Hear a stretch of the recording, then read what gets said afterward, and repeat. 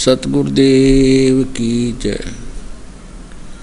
सर्वसंग से प्रार्थना है, सत्संग प्रारंभ हो रहा है। कृपया सत्संग स्थल पर शांतिपूर्वक विराजमान होकर के श्रद्धा से सत्संग सुने। परमेश्वर की प्यारी आत्माओं से पुनर्निवेदन है, सत्संग प्रारंभ हो रहा है। कृपया सत्संग स्थल पर शांतिपूर्वक विराजमान होकर के श्रद्धा से सत्संग सुने। सत सोही सतगुरुदेव की जय। बंदी छोड़ कबीर परमेश्वर जी की जय। बंदी छोड़ गरीबदास जी महाराज जी की जय। स्वामी राम देवानंद जी गुरु महाराज जी की जय हो।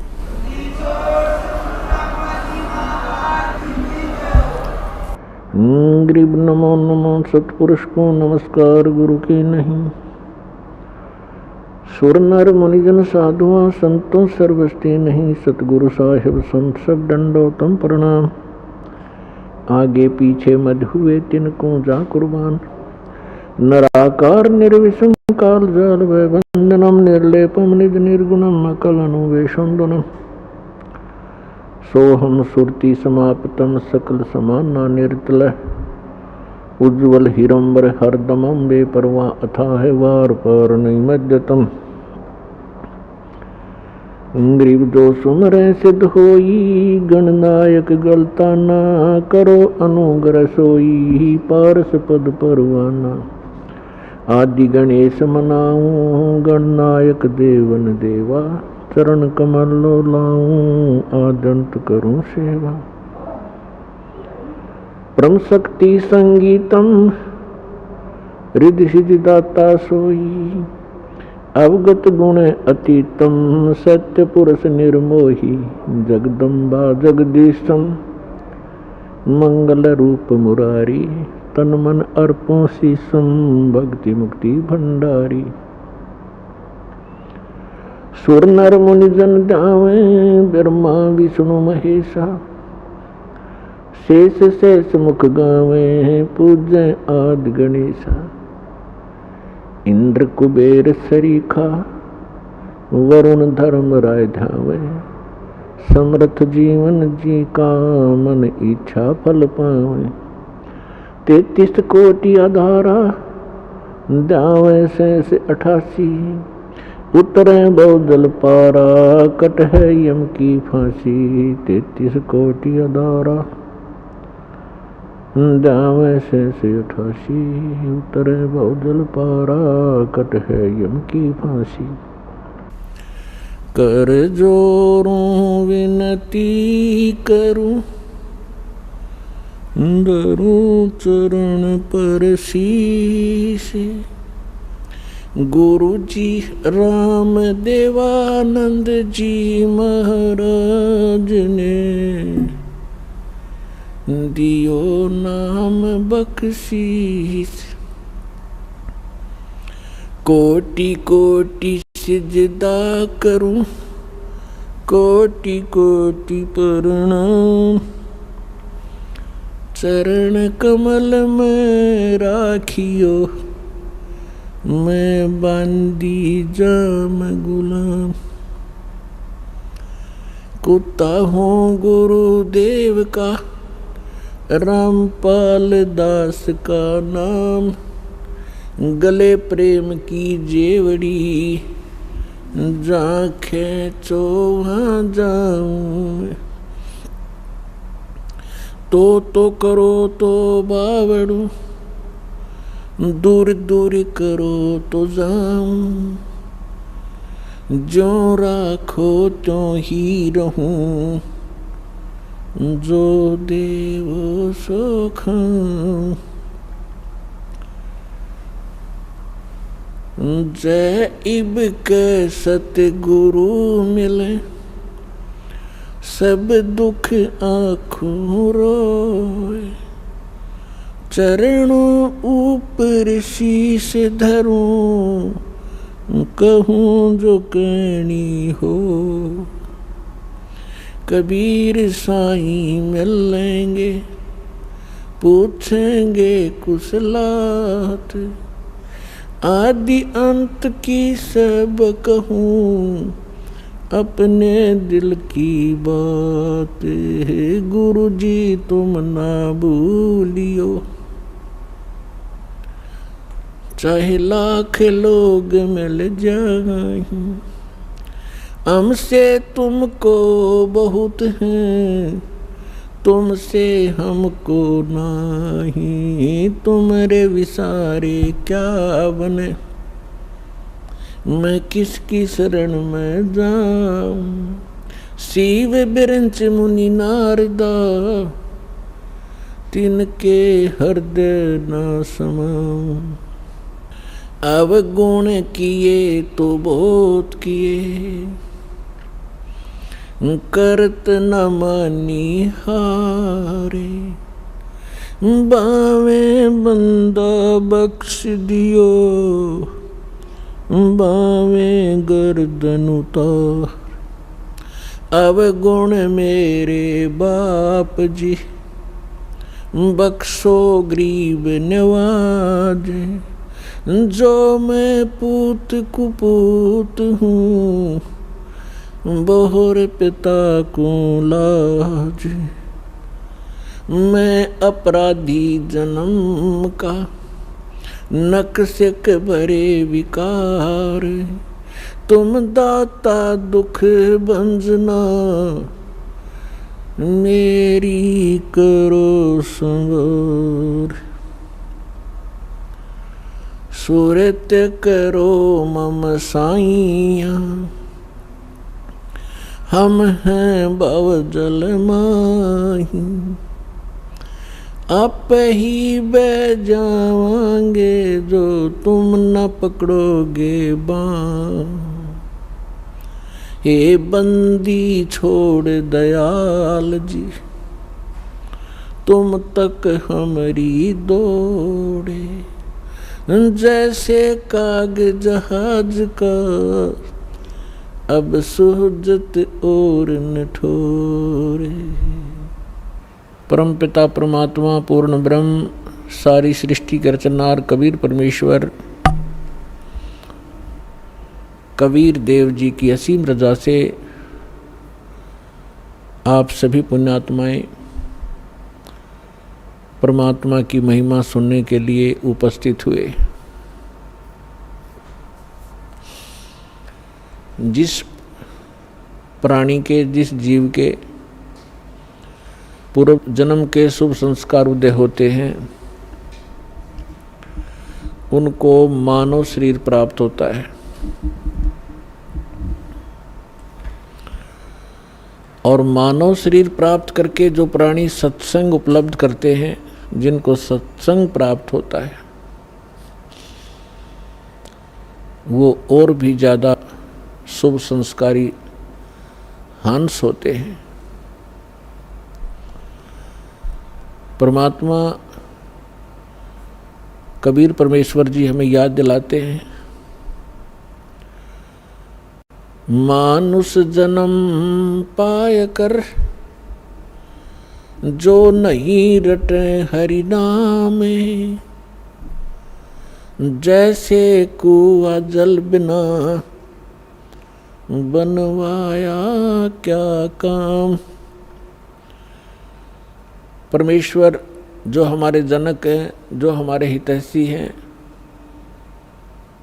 और जो हमें यथार्थ तत्व ज्ञान और यथार्थ भक्ति विधि बताने के लिए स्वयं ही यहाँ इस काल के लोक में प्रवेश होते हैं।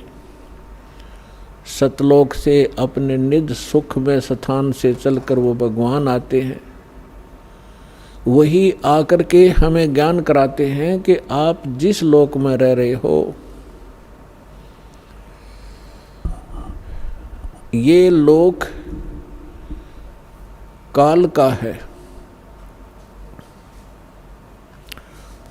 और काल के अर्थ से आप परिचित हैं। श्रीमद् भगवत गीता अध्याय नंबर 11 के श्लोक नंबर 32 में गीता ज्ञानदाता श्री कृष्ण जी में प्रवेश करके ये काल बोल रहा है। ये कह रहा है कि अर्जुन, मैं काल हूँ और सभी लोकों का नाश करने के लिए अब प्रवृत्त हुआ हूँ।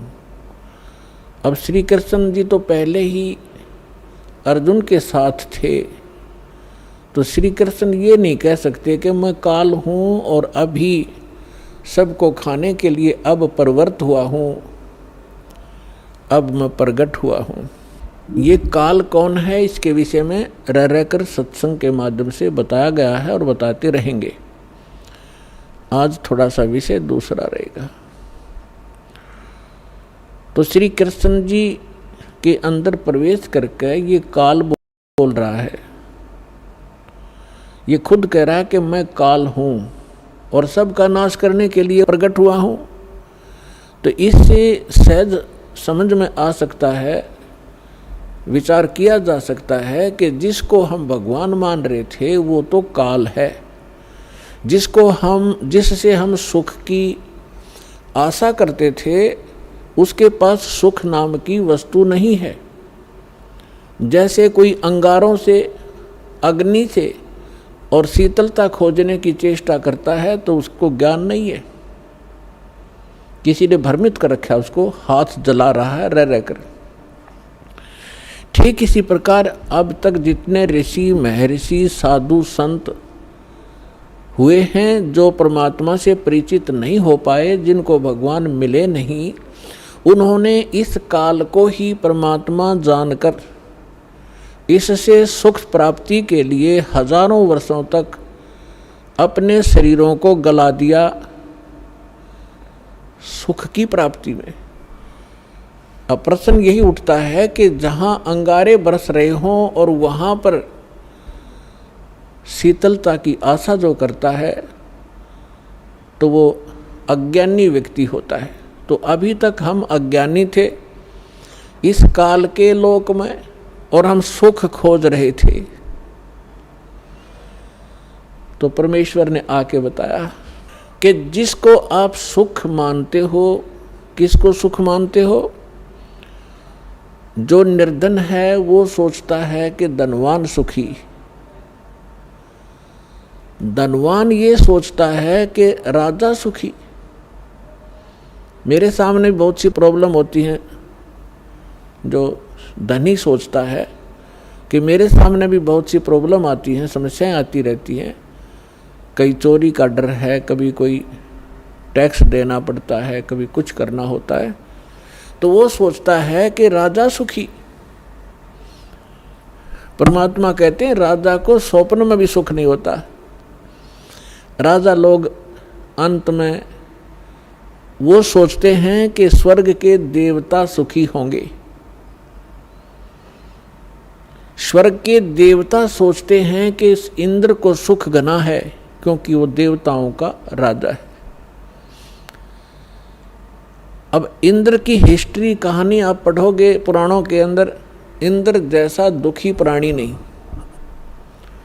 इंद्र सोचता है कि ब्रह्मा, विष्णु, महेश सुखी होंगे, मुझे सुख नहीं, क्योंकि उसको पता होता है जितना निर्धारित समय उसका होता है उसको पूर्ण करने के उपरांत वो फिर 84 लाख योनियों में गधे की योनि से प्रारंभ करता है अपने 84 लाख प्रकार के कष्टों में, जो प्राणियों के शरीरों में कष्ट उठाने होते। तो उसको रह रह कर वो बात याद रहती है कि इसके बाद मेरी ये हालत होगी, लेकिन उस झूठे सुख को वो छोड़ नहीं पाता, और छोड़ भी दे तो उसके पास विकल्प नहीं कि करूं क्या। ब्रह्मा, विष्णु, महेश सोचते हैं कि हम सुखी नहीं, क्योंकि उनका इतिहास देखिएगा। आप पुराणों को कभी पढ़ा हो, नहीं तो रिमाइंड करना कभी कभी। अब थोड़ा सा उदाहरण देंगे आपको। जैसे भगवान शंकर जी को हम भगवान माना करते थे,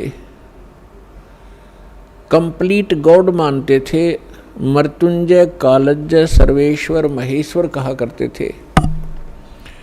इसको हम कहें कुछ भी, लेकिन ये परमात्मा नहीं है, कंप्लीट गॉड नहीं है। उदाहरण के लिए ये सुखी भी नहीं है। कैसे? एक समय विष्णु जी भी सुखी नहीं है। विष्णु अवतार श्री रामचंद्र रूप में राजा दशरथ के घर जन्म लिया, ये सभी हमारे धर्म गुरु भी बताते रहे हैं और इनके लीला, इनकी जीवनी भी बताती है। श्री रामचंद्र उर्फ विष्णु जी कितने सुखी थे आपको खूब पता है। छोटी सी उम्र में विवाह हुआ, विवाह होते ही वनवास हुआ और वनवास के अंदर उनकी धर्म पत्नी का अपहरण हुआ। रावण के साथ युद्ध हुआ, करोड़ों जीवों का विनाश हुआ। उसके बाद फिर वापस आए, लेकर अपनी धर्म पत्नी सीता जी को घर पे लेकर आए। किसी धोबी के कहने से उनको घर से निकाल दिया, गर्भवती को। पुत्र कहीं, परिवार कहीं और श्री राम कहीं। वो प्राणी सपने में सुखी नहीं हो सकता जिसके बालक दुखी हो कि तो जंगल के अंदर। जिस समय श्री रामचंद्र जी को वनवास प्राप्त था, सीता जी का अपहरण हो चुका था। सीता जी का अपहरण हो चुका था। श्री रामचंद्र जी विलाप कर रहे थे, रो रहे थे सीता जी की खोज में। ऊपर से भगवान शंकर अपने द्वीप से, अपने लोक से श्री रामचंद्र जी अर्थात विष्णु जी को प्रणाम कर रहे थे। ऊपर से पार्वती जी की दृष्टि पड़ी कि ये किसको प्रणाम कर रहे हैं महेश्वर। पूछने पर पता चला कि नीचे जो व्यक्ति रो रहा है, वृक्षों से लिपट लिपट कर रो रहा है, पशुओं से गले मिल रहा है, उनसे पूछ रहा है मेरी सीता कहाँ गई, उसको ये प्रणाम कर रहा है और उसको विष्णु भगवान का अवतार बता रहा है कि भगवान विष्णु हैं। पार्वती जी को ये बात अच्छी नहीं लगी, उसको विश्वास नहीं हुआ कि सचमुच ये व्यक्ति जो सामने रो रहा है और जिसकी पत्नी का अपहरण हो चुका है, जिस कारण से रो रहा है, तो ये भगवान नहीं हो सकता। पार्वती जी ने कहा कि जो व्यक्ति रो रहा है आप उसको भगवान बता रहे हो, मुझे विश्वास नहीं। मैं तो इसकी परीक्षा लूंगी और सीता रूप बनाऊंगी इसकी पत्नी का।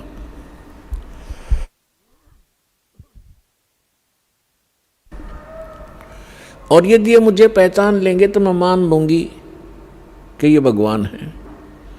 भगवान शंकर ने कहा कि आप सीता रूप मत बनाना, यदि आप सीता जी का रूप बना लोगी तो मेरे काम नहीं रहोगी, मेरी माँ के तुल्य हो जाओगी। मैं आपको एज ए वाइफ स्वीकार नहीं करूँगा। फिर उस समय तो पार्वती जी ने कह दिया कि ठीक है, मैं नहीं परीक्षा लूँगी। भगवान शंकर चले गए इधर उधर सैर सपट्टे को। पीछे से पार्वती जी ने सीता रूप बनाया, श्री रामचंद्र जी के सामने खड़े हो गए। उसमें श्री रामचंद्र जी की दिव्य दृष्टि यानी बुद्धि इस काल भगवान ने खोल दी। अपनी तो पत्नी का पता नहीं उसको कि कौन उठा ले गया, और सामने खड़ी पार्वती को पहचान लिया जिसने बिल्कुल as it is Sita ji का रूप बना रखा था। क्या कहा कि हे दक्ष पुत्री माया, आप भगवान शंकर को कहाँ छोड़ाए। इस बात को सुनकर पार्वती जी लज्जित हुई और कहा कि भगवान शंकर आपको ठीक ही प्रणाम कर रहे थे, मैं आपकी परीक्षार्थ सीता रूप बनाकर आई थी। ये कहकर वो चली गई। अब इस कथा से आपको बहुत से परिणाम निकलेंगे, रिजल्ट निकलेंगे, निष्कर्ष निकलेंगे। एक तो कंसेप्ट यही क्लियर करेंगे कि आपके मन में ये शंका उत्पन्न होगी कि श्री रामचंद्र जी ने पार्वती जी को तो पहचान लिया और अपनी पत्नी के विषय में उसको ज्ञान नहीं। ये कारण क्या है? जिसमें आपको ये कारण समझ में आवेगा तो आप समझो अध्यात्म मार्ग पर चल पड़े। इसका कारण है जैसे गीता अध्याय नंबर 7 के श्लोक नंबर 4, 5 और 6 में ये गीता ज्ञानदाता कहता है कि अर्जुन, यहाँ जितने भी मेरे लोक में जितने भी प्राणी हैं, इनमें बलवानों का बल, बुद्धिमानों की बुद्धि मैं ही हूँ, यानी मेरे ही कंट्रोल में है। जब चाहे इनको ओपन कर दूँ, जब चाहे इनको ऑफ कर दूँ, जब चाहे मैं इनको ऑन कर देता हूँ। उदाहरण के लिए एक समय आपने महाभारत खूब सुना होगा, महाभारत का युद्ध भी सुना है खूब। महाभारत के युद्ध के दौरान अर्जुन ने अपने धनुष के माध्यम से इतना नरसंहार किया था और शूरवीर कहलाए थे। एक तीर से 100 व्यक्तियों को मार डालते थे। वही गांडीव धनुष सुप्रसिद्ध था उसका। जिस समय श्री कृष्ण अर्थात विष्णु जी श्री कृष्ण रूप में देवकी के गर्भ में जन्मे थे, उसके बाद उन्होंने श्री कृष्ण रूप में जो का लीला की थी, जीवन व्यतीत किया था, अंत समय में उनकी मृत्यु एक शिकारी के विषाक्त तीर से हुई थी और पांडवों को उसने वहाँ बुलाया था। अंत समय में पांडवों से श्री कृष्ण जी ने कहा था कि आप इन सभी औरतों को जितनी द्वारका के अंदर है सबको अपने साथ ले जाओ। यहाँ पर यादव कोई बचा नहीं है, क्योंकि दुर्वासा जी के श्राप से इंक्लूडिंग श्री कृष्ण जी यादव कुल पूरा नाश हो गया था। छोटा बालक भी नहीं बचा था। नर यादव जो गर्भ में थे, गर्भवती औरतें थी उनके गर्भ में थे। उसके बाद ये वंश पुनः चला है।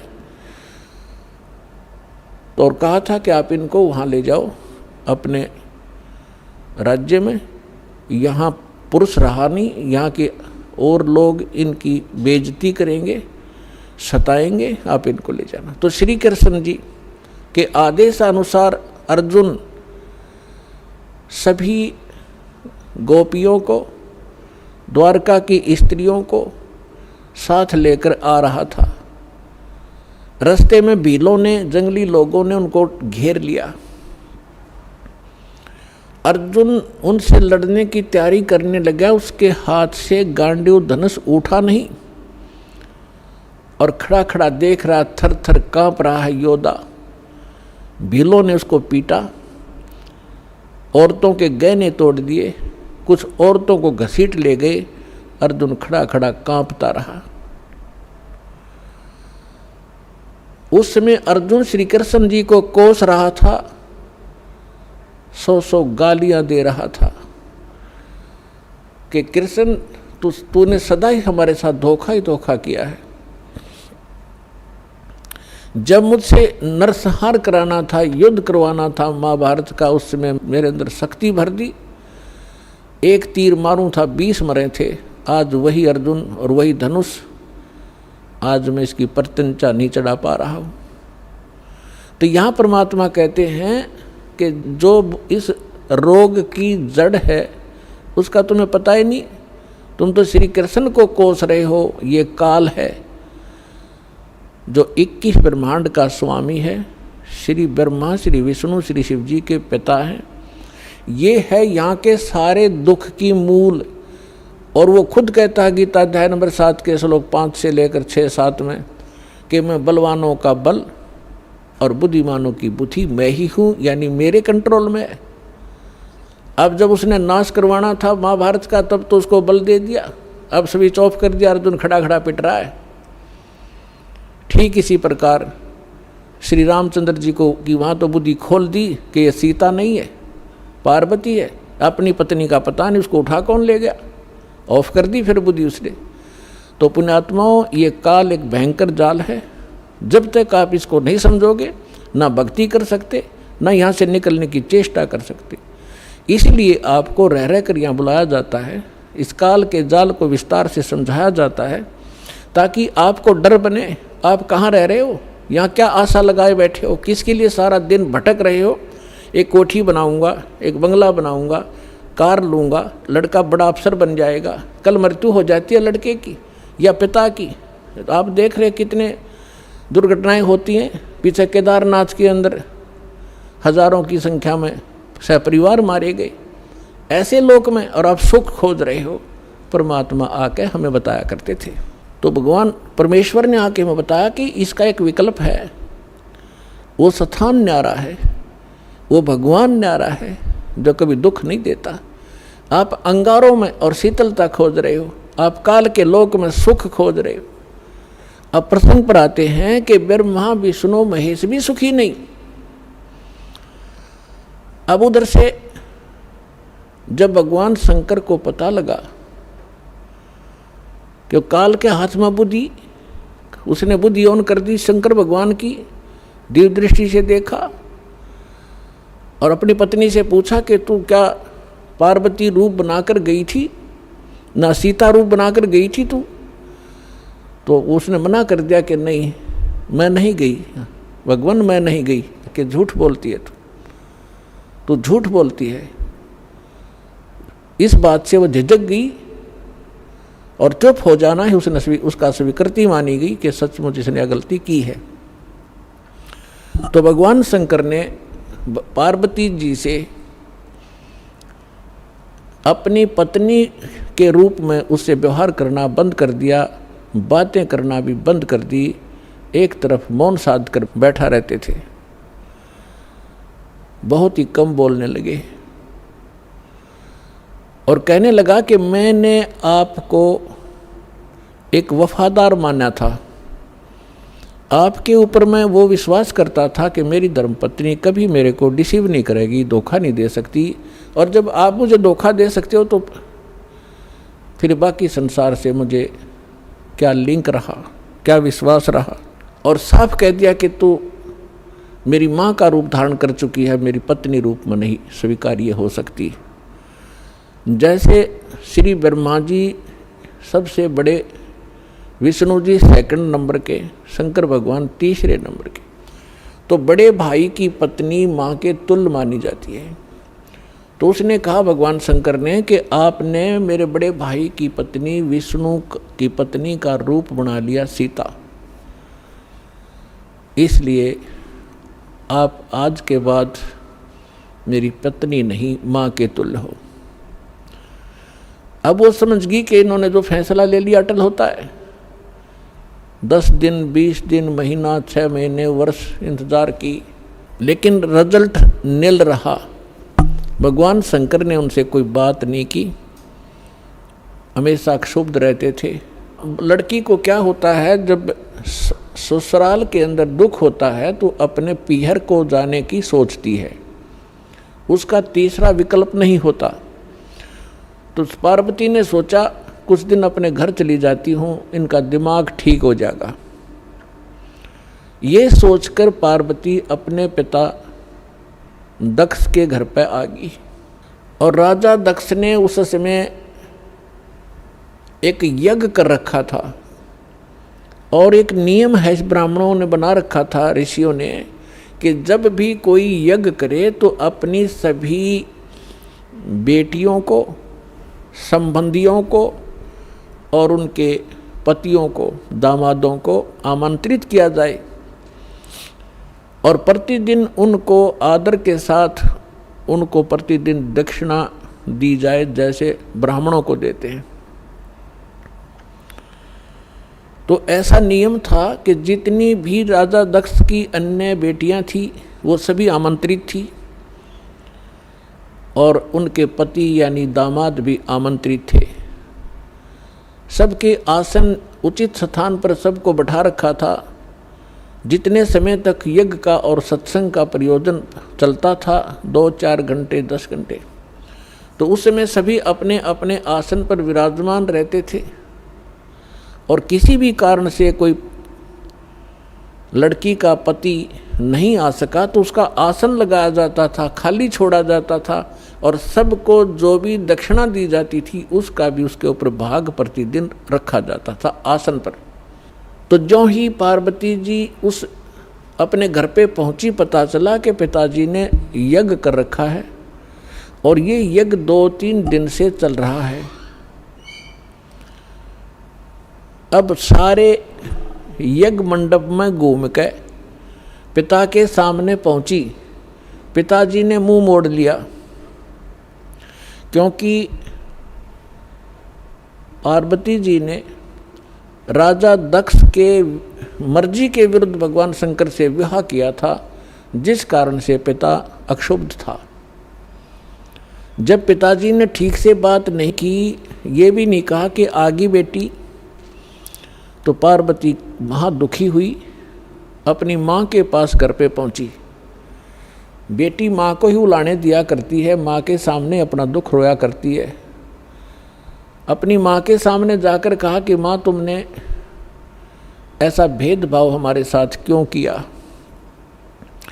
आपने सभी अन्य मेरी बहनों के पति भी बुला रखे हैं, बहनों को भी आमंत्रित किया है, आपने हमें ना बुलाया ना आमंत्रित किया।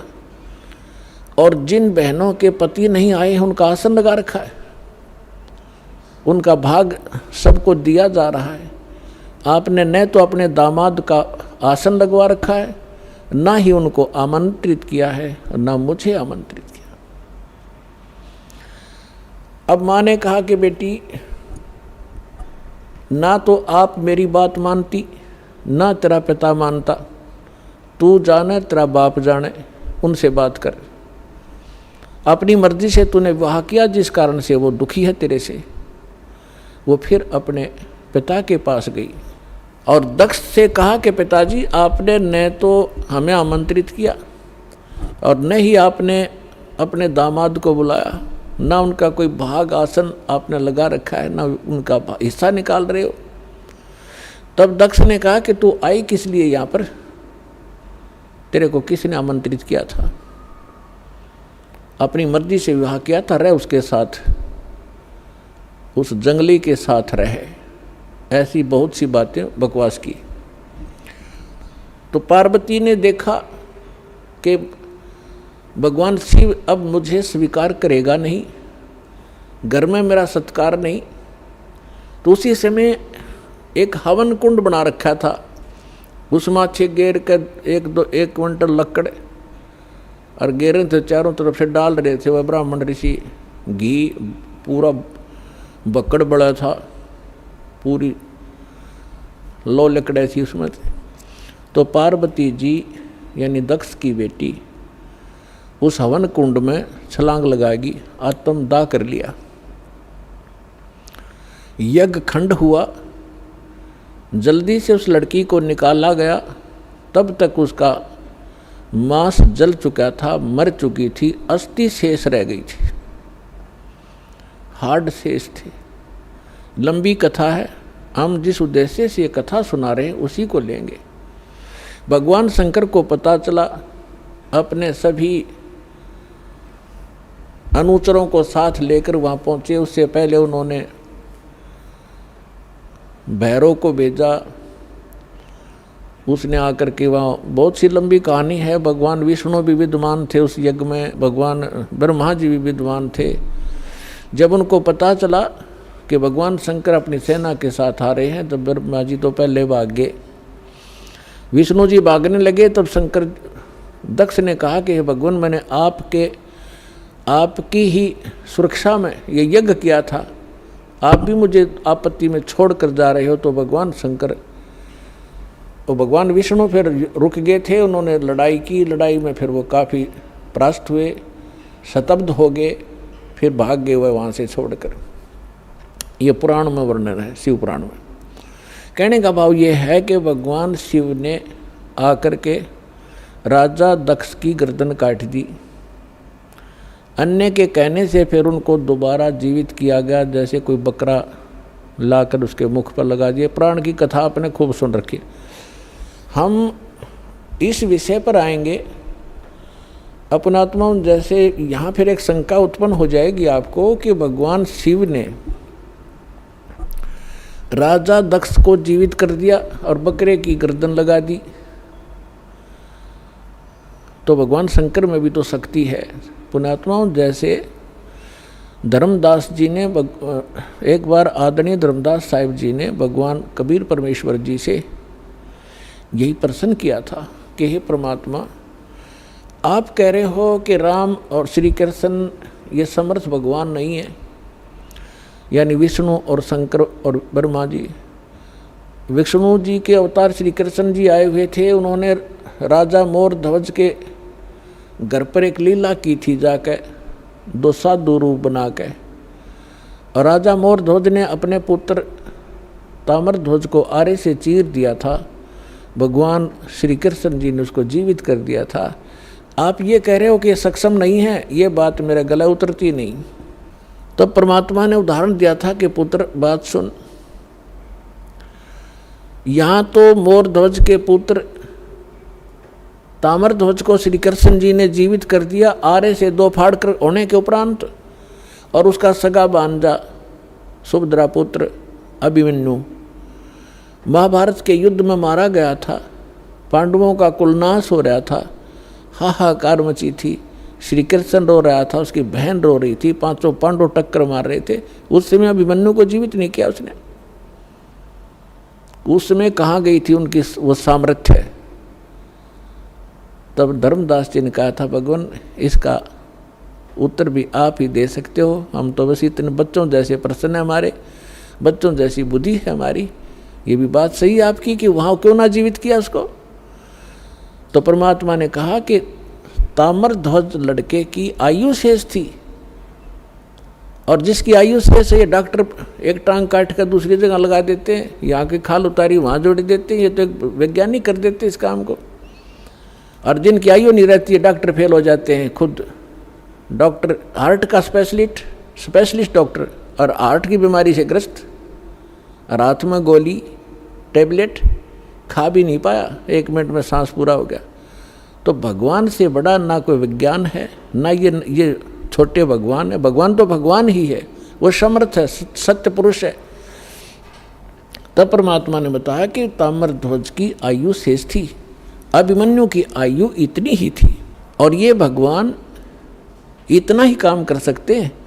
आयु शेष थी तो उसकी राजा दक्ष को दूसरे गर्दन जोड़ दी, चल भाई, लेकिन ये सक्षम नहीं है। अब आगे देखना क्या होता है कि भगवान शंकर ने पार्वती जी की अस्थियां उठा ली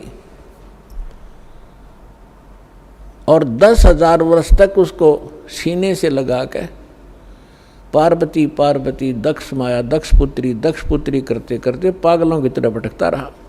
अपने आत्मा अब ये हम भगवान ब्रह्मा, भगवान विष्णु, भगवान शिव जी को सुखी माने, ये सुखी है, ये सुखी व्यक्ति के लक्षण है। 10,000 वर्ष तक पागलों की तरह खाना ना पीना ना, हाय पार्वती, हाय दक्ष माया, हाय दक्ष की पुत्री। तो हमारे पास ज्ञान का टोटा था, जिस कारण से हमने प्रत्येक को भगवान और समर्थ मान लिया। देखो ऐसा नहीं कह रहा दास, ना हमारे भगवान ने कहा कि ब्रह्मा विष्णु महेश बिल्कुल यूजलेस है। ये जितने सक्षम हैं, जितनी इनकी सामर्थ्य है उतना बताया है। जैसे एक स्टेट का, प्रांत का मंत्री होता है और उस मंत्री को, प्रांत के मंत्री को कोई प्रधानमंत्री मान रहा है, तो वो भूल है उसकी। तो परमेश्वर ने और परमेश्वर से प्राप्त ज्ञान से इस दास ने ये इतनी भूल मिटाई है कि जिसको आप समर्थ शक्ति मान रहे थे, श्री ब्रह्मा, श्री विष्णु, श्री शिव जी, दुर्गा आदि को, ये समर्थ नहीं है। ये केवल 21 ब्रह्मांड के अंदर एक ब्रह्मांड, 21 ब्रह्मांड इस काल के, इसमें 21 प्रांत समझ लो। एक प्रांत में ये एक विभाग के मंत्री हैं। रजोगुण विभाग के ब्रह्मा जी, सतोगुण विभाग के विष्णु जी, तमोगुण विभाग के शंकर जी, बस इतने मालिक हैं ये। और ये किसी के संस्कार को कम और अधिक नहीं कर सकते, वर्क डन ही देते हैं, अपना किया कर्म ही प्राप्त कराते हैं। समर्थ परमात्मा, परम अक्षर ब्रह्म, सत्य पुरुष कबीर साहिब जी, ये हमारे प्रारब्ध के अंदर, यानी हमारी किस्मत में लिखी हुई हमारे पाप कर्मों का नाश करके, और पाप कर्मों हमें सुखी कर देते हैं। हमारी मृत्यु होनी हो उसको टाल देते हैं। हमारा और भी कोई आपत्ति होनी है, कोई अक्षति होनी है, उसको भी वो जो पाप कर्म से होनी थी और पाप कर्म नाश हो गया, उस कर्म से ही तो हानि होनी थी, कर्म परमात्मा ने कैंसिल कर दिया तो सुख हुआ। तो ये केवल समर्थ परमात्मा ही कर सकते हैं। अब दास आज ये बता रहा था आपको कि परमात्मा ने हमें आकर के ये बताया है कि इस काल के लोक में और आप सुख खोज रहे हो। जिनको आप परमात्मा माना करते थे, थारे भगवान, आपके भगवान सुखी नहीं, कभी सपने में सुख नहीं हुआ उनको। भगवान श्री कृष्ण जी का जन्म हुआ, मामा दुश्मन बन गया, जेल में जन्म हुआ और मामा शत्रु पीछे पड़ा रहा। कभी जरासिंह मारने आ रहा है, कभी शिशुपाल लठ उठा रहा है, कभी जरासिंह, कभी काल्यवन आ गया। आखिर में भगवान ने, यानी ये तीन लोग का जो इतना सामर्थ्य है इस मालिक ने, अपने को राहत प्राप्त करने के लिए कि शायद कुछ सुख का सांस मुझे आ जावे, मथुरा छोड़ दी और द्वारका बनाई। बहुत दूर जाके जंगल होते थे पहले, बीच में बिल्कुल कट ऑफ हो जाता था, पता भी नहीं लगता था कहाँ चले गए लोग। द्वारका समुद्र के अंदर एक टापू में जाकर अपना जीवन निर्वाह किया। और अंत कैसा हुआ श्री कृष्ण जी का? अब भगवान सूक्ष्म वेद में बताते हैं, एक समय द्वारका के किनारे, द्वारका की बनी में, एक तो होता जंगल, एक होती है बनी, यानी स्मॉल फॉरेस्ट, छोटा जंगल जो गांव के नगर के आसपास होता है, उसको बनी बोलते हैं। तो वहाँ बनी में जाकर दुर्वासा ऋषि बैठ गए और दुर्वासा ऋषि के विषय में बहुत प्रसिद्धि थी, उसका बड़ा बोलबाला था, वेल नोन हो रहे थे कि भूत भविष्य और वर्तमान के वे पूर्ण ज्ञाता हैं।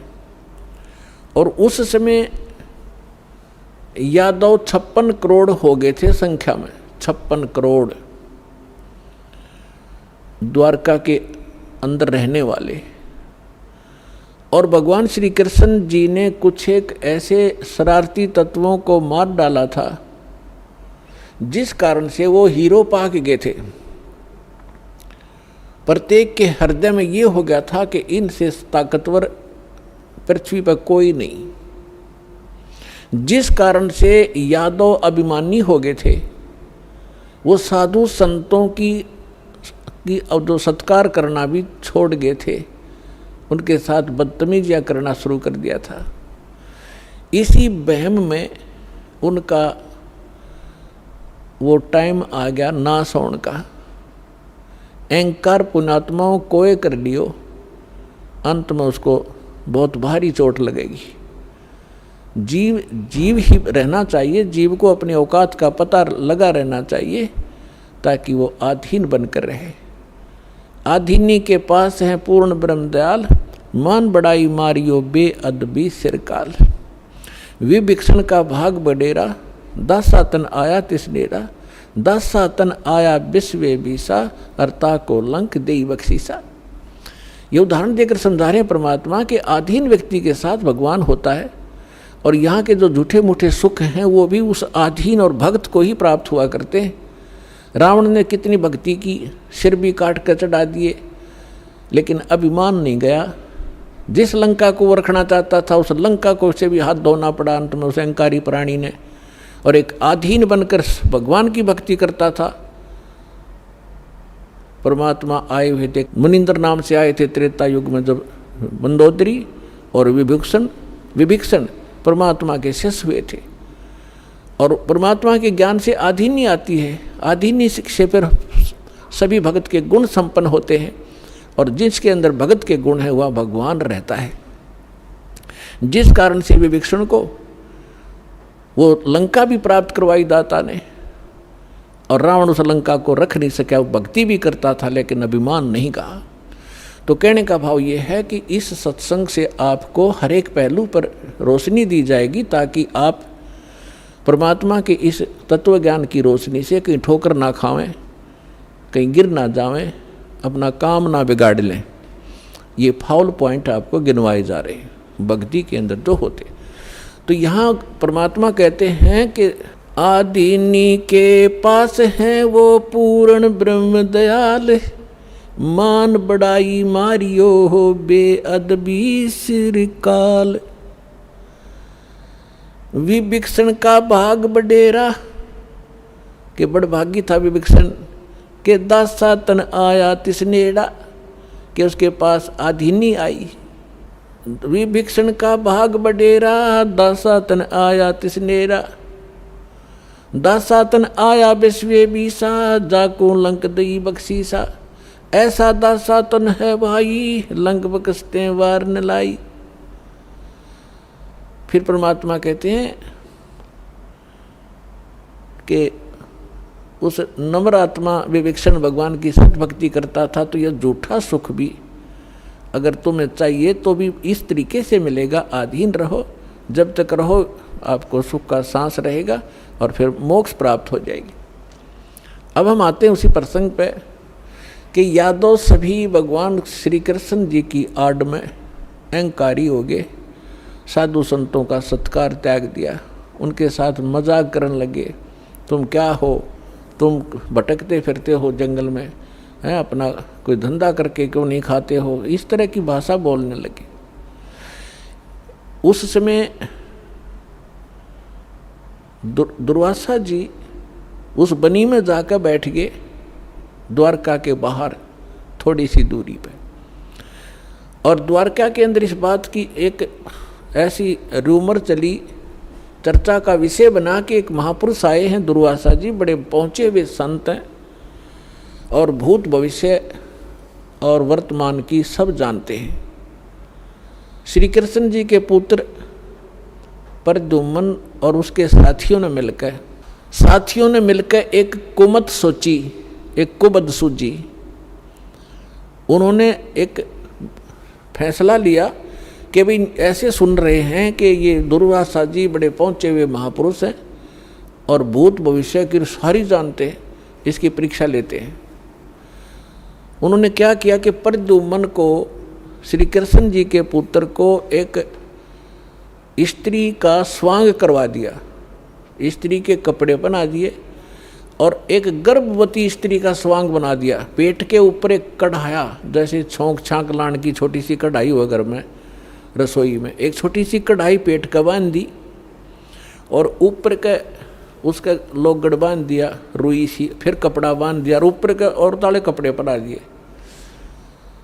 और मुंह ढक लिया, घूंघट काट के चल पड़ी। 10-12 उसके साथ और जो शरारती स्कीम बना कर गए थे वो गए। दुर्वासा जी के पास जाकर उन्होंने कहा कि भगवान प्रणाम हो ऋषि जी को, हम आपके पास एक समस्या लेकर आए हैं। दुर्वासा जी ने पूछा, बोलो भाई क्या है तुम्हारी समस्या?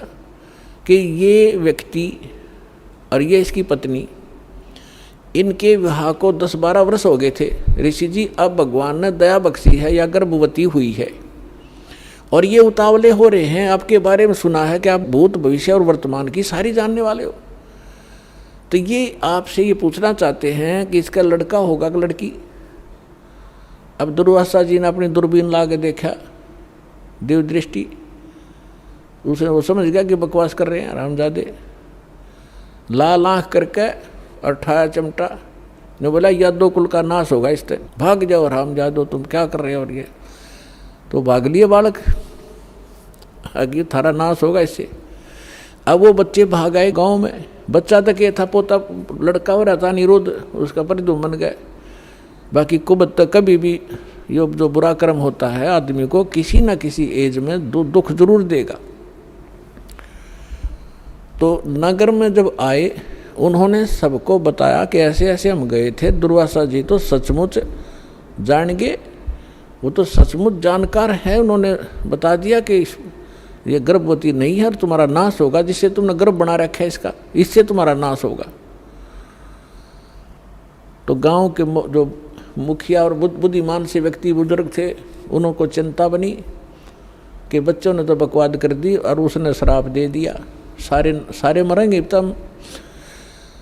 तो उनमें से कुछ कहने लगे कि हमारे सिर पर भगवान श्री कृष्ण बैठे हैं वाह भाई वाह, ये भी कोई डर की बात है। चलो उसके सामने उनसे प्रार्थना करते हैं।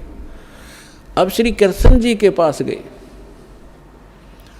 श्री कृष्ण जी से जाकर अपना चिंता का विषय बताया कि भगवान ऐसे ऐसे बच्चों ने मजाक कर दिया और दुर्वासा जी ने श्राप दे दिया, और दुर्वासा जी का श्राप तो बिजाइल कैसा है, ये तो वापस हो ही नहीं सकता। तब श्री कृष्ण जी से कहा कि आप ही हमारी रक्षा कर सकते हो, आप समर्थ हो, सर्वशक्तिमान हो, आप विष्णु अवतार हो, जैसे भी उनके गुणगान किए। श्री कृष्ण जी ने कहा कि अभी देखो बच्चों को वहीं भेजो और दुर्वासा जी से माफ़ी मांगे, वो अक्षमा करेगा तो बात बनेगी।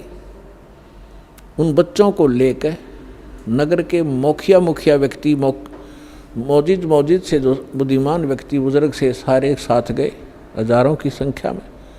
दुर्वासा जी के सामने उन बच्चों को कहा कि माफ़ी मांगो। उन्होंने प्रणाम किया, माफ़ी मांगना चाहा, अक्षमा याचना की, लेकिन दुर्वासा जी ने कहा कि जो मेरे मुख से वचन निकल गया वो वापस नहीं हो सकता। आप जाइए, अपने बच्चों को समझा के रखना चाहिए था, साधु संतों के साथ बकवास नहीं किया करते, आप जा सकते हैं। अब इसको वापस करना मेरे बस की बात नहीं है। फिर वापस आ गए, फिर श्री कृष्ण जी के पास के भगवान, उन्होंने तो मना कर दिया कि मैं अब कुछ नहीं कर सकता। अब श्री कृष्ण जी ने कहा कि देखो किस चीज से, अब पुण्यात्माओं इस कथा से आपको बहुत सा ज्ञान होगा, हर पहलू पर इस पर विचार दास आपको देगा। अब देखो हम किसी, ये जो श्राप दे दिया है 3 ताप के अंदर आता है। किसी को श्राप दे देना, किसी पर गाल देना, किसी का प्रेत आत्मा छोड़ देना, किसी का जंतर मंत्र कर देना, किसी के ऊपर काला जादू कर देना, ये 3 ताप के अंतर्गत आते हैं। और इन 3 तापों के दुख से पूरे यादोग्रस्त हो गए और श्री कृष्ण भगवान कल आवे। श्री कृष्ण जी उस ताप से मुक्त नहीं कर सका, उनका नाश हुआ लास्ट में। हालांकि समाधान भी बताया उन्होंने। अब और जितने इनके पुजारी हैं, राम कृष्ण ब्रह्मा शंकर भगवान के जो संत हैं, उनके गुरु ने उन पदों पर बैठे हैं, वो भी समाधान बताते हैं। जब श्री कृष्ण जी के समाधान बताने से, जो साधना क्रिया उसने बताई, उनके करने से कुछ लाभ नहीं हुआ, तो ये इनके जो पुजारियां के बताए हुए समाधान से आप क्या लाभ लोगे, इससे इतना निष्कर्ष निकलेगा। अब क्या हुआ कि श्री कृष्ण जी ने कहा कि देखो चिंता मत करो, सीधा सा हल है इसका कि किससे हमारा नाश होगा, कि जो कढ़ाई बांधी थी पेट पे, लोहे की कढ़ाई, और जो कपड़े पहन रखे थे वो लोगड़ रुई लगा रखी थी, इनको तो जला दो, कपड़ों को तो। रही बात कढ़ाई की, उस कढ़ाई को प्रभास क्षेत्र में चले जाओ, जमुना के किनारे सारे, और अपने ड्यूटी लगाओ 5-5, 10-10, 20-20 व्यक्तियों की डेली, कि उस कढ़ाई को पत्थर पर घिसा कर उसका चूरा बनाकर जमुना में फेंक दो। ना रहेगा बांस और ना बजेगी बांसुरी।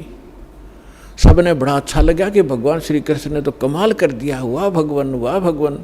कि वो गुरु भी थे, श्री कृष्ण जी आध्यात्मिक गुरु भी थे पांडवों के और यादों के। तो इस बात को सुनकर सभी ने खुशी मनाई कि भाई ठीक है, ना रहेगा बांस ना बजेगी बांसुरी। लगा दिए 20-20, 50-50 व्यक्तियों की सेवा कि जाओ जहाँ भगवान ने बताया उस क्षेत्र में जाकर, प्रभास क्षेत्र में, और जमुना के किनारे पत्थरों पर घिसा कर चूरा बना दो। अब घिसाने से पहले दोनों कड़े थे, वो कड़े तोड़े पहले तो अलग अलग पकड़न के। अब उन कड़े घिसाण की ड्यूटी अलग दे दी 4-5 की कि तुम्हारी ये कभी कितने दिन में घिसाओ इनको। बाकी उन्हें घिसू के वो कड़ा चूरा बना दिया। एक के पास 2-4 को कड़ा मिला था, जिसने लास्ट में थोड़ा सा रह गया था, वो गोल गोल नोका चमक गया, तो उस चमकदार सा घिसाने से चारों तरफ से चमक गया वो। तो उसने सोचा, जो आलसी सा था, सब ने अपना काम कर दिया, मेरा भी घिसा नहीं। तो उसने सोचा इस एक कड़े में के बिजली पड़े, यूं की उसने जंगल में उस जमुना में फेंक दिया वो कड़ा। बाकी शेष कढ़ाई घिसा दी थी, उसका चूरा बना दिया। अब वो किसी मछली ने खाद्य पदार्थ जान कर वो खा लिया, उस मछली को पकड़ लिया एक शिकारी ने, जिसका नाम बालिया नाम का एक दीमर था, जो मछियारा था। उसने पकड़कर मच्छी जब ले गया, वह काटी, मछली काटी तो उसमें से वह सफ़ेद धातु निकली, बहुत चमकीली। तो शिकारी ने सोचा कि ये हो ना हो कोई अच्छी फौलाद होगी या कोई चांदी ना हो। वो लेके गया सुनार के पास। सुनार कहने लगा भाई ये चांदी नहीं है, ये तो अच्छा फौलाद अच्छा है। वो लोहार के पास ले गया। लोहार ने कहा कि बहुत अच्छा इस्पात है और इसका क्या बनाऊं? तो शिकारी ने कहा कि मेरे इस तीर का आगे का एरो बना दे, मेरे सर के ऊपर डाल दे, इसने बना के विषाक्त बना देना। तो उसका तीर के जो बाण होता है तीर का, उस बाण के आगे एक गोल एरो होता है तीखा, ताकि वो पशु पक्षी के जाके सीधा लगे, मार दे उसको। तो वो विषाक्त बनवा लिया। उधर से कुछ दिनों के बाद उधर से जिन्होंने वो चूरा फेंका था जमुना में, उसका घास उग गया, जैसे डाब कुश, जैसे कुश होती है ना, कुशा की तरह, और जैसे ईंख देखा हो, ईंख जैसे पत्तों का, और तेज धार के पत्ते उसके, जैसे आपने, हमें मालूम है कि जैसे कई बार डाब होती है जिसको कुश बोलते हैं, कुशा, उसके इतने तीखे पत्ते होते हैं, उंगली का लपेटा आ जाए तो उंगली काट देता है, वो आधे से ज़्यादा काट देता, आधी, इतने तेज पत्ते होते हैं। लेकिन वो तो दुर्वासा के श्राप से शापित था, वो एक ऐसा घास उग गया। उधर से क्या हुआ, कुछ दिनों के बाद, 1 वर्ष 2 वर्ष 4 वर्ष के बाद क्या हुआ, आपस में द्वारका के अंदर झगड़े शुरू हो गए। छोटे बड़े की लाज रही नहीं, थोड़ी सी बात पर मार काट मचा दी, थोड़ी सी बात पर कत्लेआम करने लग गए। फिर गांव के लोग पहले धार्मिक बहुत होते थे, अभी तक हुआ करते थे। गांव के अंदर कोई भी आपत्ति होती थी, साधु संतों से उसका विकल्प, उसका समाधान चाहा करते थे कि किसी तरह शांति हो नगर में। तो उनके पास तो श्री कृष्ण ही थे final, first and final, last and final. Shri Krishna ji के पास गए। श्री कृष्ण जी से बताया कि भगवान पता नहीं नगर में क्या बढ़ गया, क्या घुस गया नगर के अंदर, कोई किसी की बात सुनने को तैयार नहीं, बड़े छोटे की लाज रही नहीं, जरा सी बात होती है लट्ठम लट्ठा कत्लेआम होने लगे। भगवान कोई दया बख्शो, कोई समाधान बताओ इसका। तो श्री कृष्ण जी ने क्या समाधान बताया कि अभी तुम्हारे ऊपर दुर्वासा जी का जो श्राप है वो प्रभावी हो गया, वो फल रहा है। तो बड़े चिंतित हुए। पहले तो भगवान ने समाधान बताया था कि सारे ने घिसा घिसू का चूरा बना कर डाल दो जमुना में, ना रहेगा बांस, ना रहेगी बजेगी बांसुरी। जब वो इस बात से संतोष पाया था लोगों ने कि चलो हो गया समाधान, और आज फिर श्री कृष्ण जी वही कह रहा है कि दुर्वासा जी का श्राप तुम्हारे ऊपर फल रहा है। अब वो उनके मुंह की तरफ देख रहे हैं, लेकिन हमारी बुद्धि इतना काम नहीं करती। जैसे हम भी ऐसे ही दुखी थे, पहले जाते थे किसी गुरु के पास, वो कुछ अपना दुख लेकर वो कुछ समाधान बताता था, फिर दूसरी बार कुछ और समाधान बताता था, तीसरी बार कह देता था ये तो तेरे भाग में है, तेने भोगना ही पड़ेगा। फिर पहले डले क्यों ढुआ रहा था ये। ऐसे ये सब का यही स्थिति है। तो श्री कृष्ण जी ने पहले ये कहा था, फिर कह रहा है कि अब तो ये भोगना ही पड़ेगा तुम्हें। अब ये वो हो गया, क्या नाम है, ये वो फल गया। तो फिर समाधान पूछा कि भगवान फिर आप समाधान बताओ। ऐसा करो, सभी जितने भी नर यादव हैं, पुरुष, मेल ओनली, चाहे नवजात शिशु भी क्यों ना हो, प्रभास क्षेत्र में जाओ जहाँ वो कड़ा घिसाया था और चूरा डाल रखा था, वह घास उग रहा इतना बड़ा बड़ा कि वहाँ जाकर सभी के सभी जमुना में स्नान करके आओ। तुम्हारा पाप मुक्त हो जाओगे, साप मुक्त हो जाओगे जमुना में नहाने से, स्नान करने से। अब सब बड़े प्रसन्न हुए कि बड़ा सरल उपाय बताया भगवान ने। और सभी अपने अपने बच्चों को, नवजात शिशु से उसी दिन जन्मा था उसी भी लड़के को, ओनली लड़कों को ले गए साथ में और पहुंच गए 56 करोड़ वहाँ पर। पहले स्नान करें जाते ही, ताकि सांप कटे, हमारा पाप, ये सांप नाश हो, शराब खत्म हो। और बाहर आते ही, क्योंकि पहले मनमुटाव चल ही रहा था सभी का, उसने तू ऐसे क्या बोल रहा था उस दिन, तू ऐसे उस दिन सारे इकट्ठे हो गए, जब तब कभी कभी मिले थे।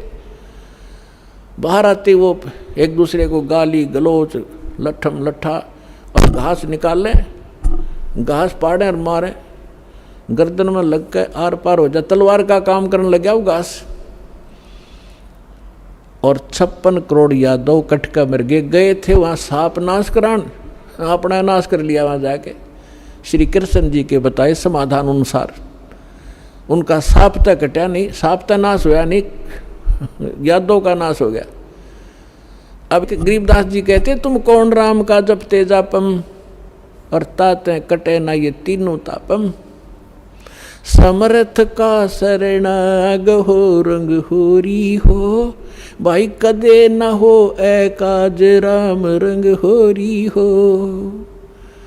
कि समर्थ की शरण में आ जाओ, तुम्हारा कभी अकाज नहीं होंगे और ये तीनों ताप का नाश हो जाएगा।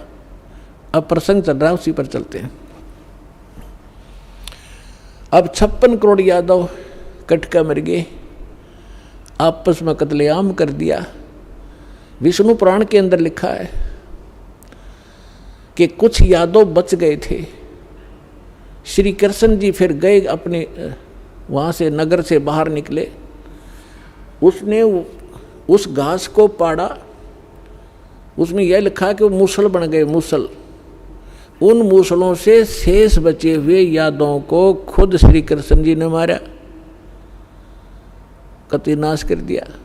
और आप जाकर लेट गया प्रभास क्षेत्र में एक वृक्ष के नीचे। भगवान श्री कृष्ण के पैर में पद्म, एक चमकीला पदार्थ, जैसे हमारे तिल हो जाते हैं, मुछ हो जाते हैं, ऐसा उनके पैर में जन्म से ही एक पद्म था। वो रात्रि में ऐसे चमकता था जैसे 50-100 वाट का बल्लभ चस्या करे जगह, और दिन के अंदर भी उसकी चमक सी बनी रहती थी।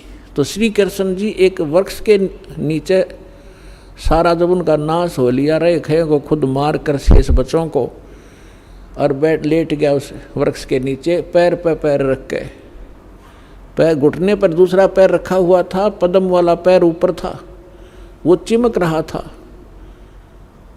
और वृक्ष की जो चारों तरफ जो टहनियाँ थी झुकी हुई थी, झुरमट सी बनी हुई थी।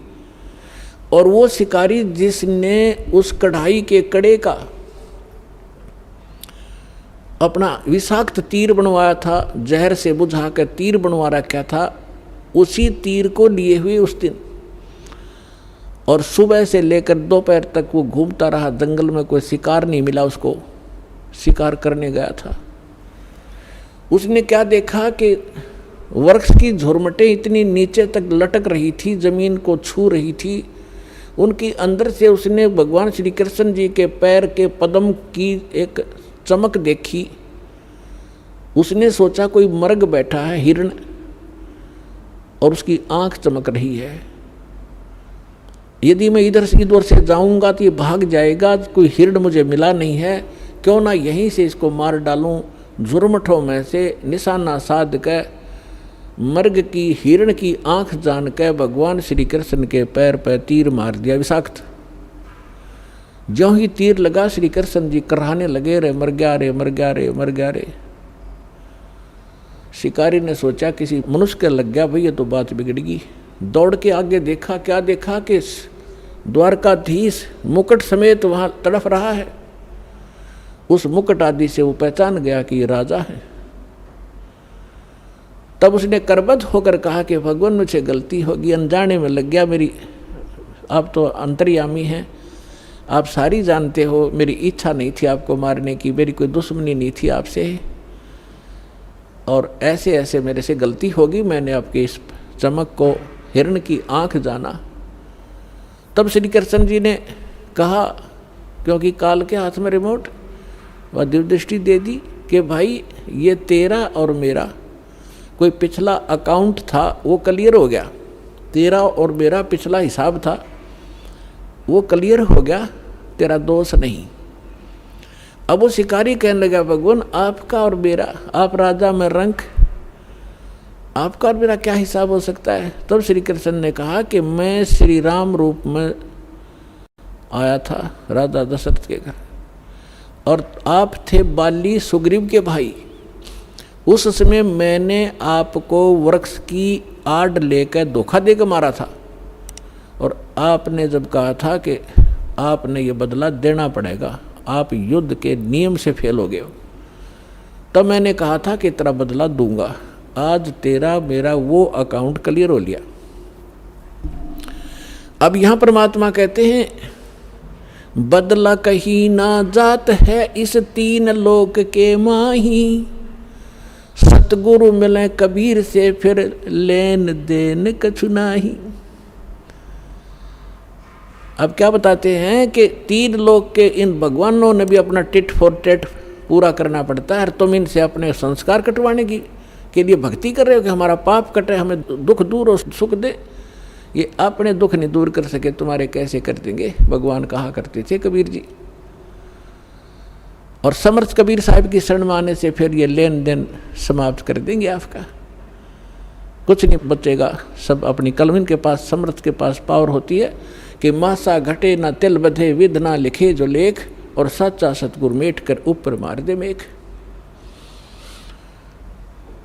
अपने आत्माओं सूक्ष्म वेद में बताया है, दुर्वासा को पे तहाँ समझन आई नीच, 56 करोड़ या 2 कटे वो मची रुद्र की कीच। अभी ये भगवानों की तो दे दिया हिसाब किताब आपको, ये भगवान तो इसे थे आपके। अब जिनको आप ऋषि महर्षि मानते थे, दुर्वासा जी को तोप मानते थे कि बड़े महापुरुष हैं, वो तो नीच थे एक नंबर के। सूक्ष्म वेद के अंदर परमात्मा ने कहा है कि दुर्वासा कोपे तहाँ, दुर्वासा वहाँ क्रोधित हुआ। किस बात पे? बच्चों ने मजाक कर दिया कि बिजली गिर गई थी, साधु संत ठीक है बेटा भाग जाओ, खबरदार आगे बकवाद करी है निकम्मे। ऐसे करते संतों के साथ मजाक करते, इतना कह के छोड़ सके था, और श्राप दे दिया तुम्हारा नाश होगा। आम व्यक्ति से भी गिरे हुए थे ये लोग, जिनको मैं ऋषि माना करते थे। एक बुजुर्ग आदमी बड़े आदमी से को बालक मजाक भी कर ले, उसको इतना भयंकर श्राप दिया करते हैं। पुरात्माओं, जैसे किसी के हाथ में बंदूक है, पिस्टल है, और कोई बालक मजाक कर दे और उसका वो गोली मार दे, वो तो एक ढेर आदमी होगा समर्थ, उसको पता है कि तो कितनी भयंकर वस्तु लिए रहा है, किसके ऊपर दाग रहा है। वो नीच व्यक्ति होता है, मजाक करने पे भी इतनी भी सहन नहीं कर सकता। तो इस स्थिति के थे वो ऋषि, उनके पास ये हथियार थे वचन के और श्राप देने के। तो यहाँ सूक्ष्म वेद में लिखा है कि दुर्वासा को पे तहाँ क्रोधित हो गए और समझ न आई नीच, ये भी नहीं सोचा तू क्या करने जा रहा है, और 56 करोड़ या 2 कट गए, और वह मची रुद्र की कीच, यानी रक्त की 11 माच की, खून की 11 मच की, 56 करोड़ आदमी जहाँ लाश हो जाए और नदी बह कर चल पड़े खून की, रक्त की। तो यहाँ पुण्यात्माओं, ना तो ये भगवान समर्थ जिनको हम पूजा करते, ना ये ऋषि एक अन्य के जिनको ज्ञान ही नहीं था, इनको ये नहीं पता भगवान कौन है। अब ये भगवान के लिए निकले थे घर से, साधना करेंगे, भक्ति करेंगे, अंगार जहाँ अंगारों से शीतलता की खोज करने लगे, अंगारों पर चलने के अभ्यस्त हो गए। थोड़ी आँच को भी हम, थोड़ी ही आग को, आँच को हम सुख मान रहे।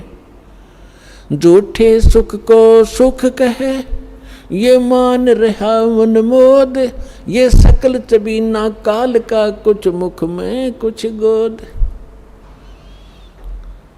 अब परमात्मा क्या कहते हैं, भाई तन दर सुखिया कोई न देखा, जो देखा सो दुखिया हो, उदय अस्त की बात करे मन, सबका किया विवेक का हो, सबका किया विवेक का हो। तन दर सुखिया कोई न देखा, जो देखा सो दुखिया हो।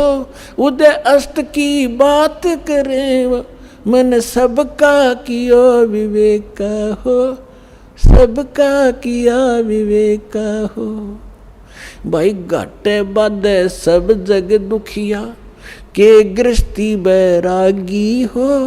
घाटे बाधे सब जग दुखिया के गृहस्थी बैरागी हो। सुख देव ने दुख के डर से गर्भ में माया त्यागी हो, गर्भ में माया त्यागी हो। तन दर सुखिया कोई न देखा, जो देखा सो दुखिया हो। उदय अस्त की बात करते हैं मन सबका किया विवेका हो, सबका किया विवेका हो। भाई जंगम दुखिया योगी दुखिया तपस्वी को दुख दूना हो। जंगम दुखिया योगी दुखिया तपस्वी को दुख दूना हो। आशा तृष्णा सब में व्यापे कोई महल न सुना हो, कोई महल न सुना हो। तन दर सुखिया कोई न देखा, जो देखा सो दुखिया हो। उदय अस्त की बात करते हैं मन सबको किया विवेका हो, सबका किया विवेका हो। भाई साच कहूँ तो जग न माने पर झूठ कही न जाई हो। साच कहूँ तो ये जग न माने पर झूठ कही न जाई हो। ये ब्रह्मा विष्णु शिव जी दुखिया जिन ये राह चलाई हो, जिन ये राह चलाई हो। तन दर सुखिया कोई न देखा, जो देखा सो दुखिया हो। उदय अस्त की बात करते हैं मन सबका किया विवेका हो, सबका किया विवेका हो। भाई सूरपति दुखिया भूपति दुखिया रंक दुखी बपरीति हो। सूरपति दुखिया भूपति दुखिया रंक दुखी बपरीति हो। कहे कबीर और सब दुखिया एक संत सुखी मन जीती हो, संत सुखी मन जीती हो। तन दर सुखिया कोई न देखा, जो देखा सो दुखिया हो। उदय अस्त की बात करते हैं मन सबको किया विवेका हो, सबका किया विवेका हो। सूरपति दुखिया भूपति दुखिया रंक दुखी बपरीति हो। सूरपति दुखिया भूपति दुखिया रंक दुखी बपरीति हो। कहे कबीर और सब दुखिया एक संत सुखी मन जीती हो, संत सुखी मन जीती हो। तन दर सुखिया कोई न देखा, जो देखा सो दुखिया हो।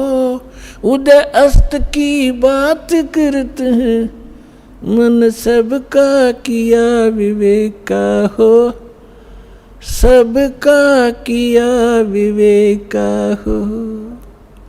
पुणात्माओं सौभाग्य आपका और धन आपके माता पिता जिनसे जन्म हुआ।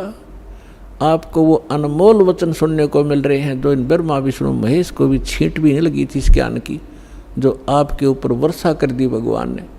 कभी सीडी के माध्यम से, कभी सत्संग के माध्यम से, कभी चिप के माध्यम से परमात्मा आपकी आत्मा पर वर्षा कर रहे हैं।